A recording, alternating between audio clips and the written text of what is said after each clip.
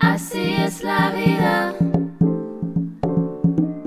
Así es la vida. Así es la vida. Le film de Ken Loach, Land of Freedom, qui raconte l'histoire d'une jeune femme qui part à la recherche des souvenirs de l'histoire de son grand-père qui avait été résistant pendant la guerre de Franco-Espagne.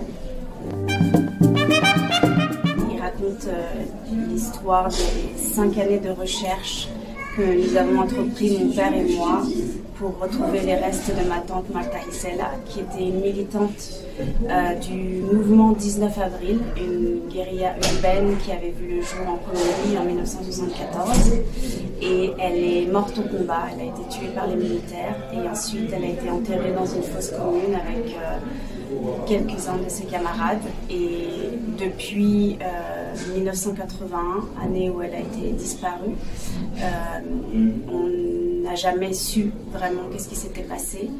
Et en 2015, quand les accords de paix en Colombie avec les FARC sont devenus quelque chose de réel, j'ai décidé avec mon père de commencer les recherches parce que c'était un environnement qui était beaucoup plus sûr pour nous pour pouvoir la chercher. Ce film, pour moi, ça a été une manière de briser le silence, ou plusieurs silences. Il y avait déjà le silence sur l'histoire de mes parents et de ma tante.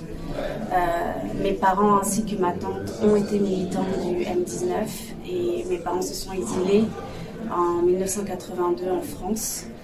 Et c'était quelque chose qui était très tabou en fait en dehors de mon cercle familial parce que c'était pas évident de raconter à mes amis, aux gens qui ne connaissaient pas mes parents qu'ils étaient guerrilleros, ils avaient été guerrilleros, qu'ils avaient été en prison. Mais au fil des années, c'est devenu un peu une urgence pour moi de raconter cette histoire parce que je voulais que les gens aient un autre regard sur ces personnes qui ont choisi de prendre les armes à un moment donné dans leur vie pour changer leur pays.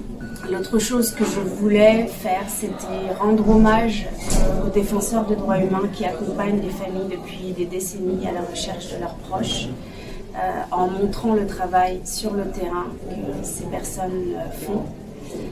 Et finalement, je voulais apporter ma petite pierre à l'édifice du processus de paix qui se fait en ce moment en Colombie.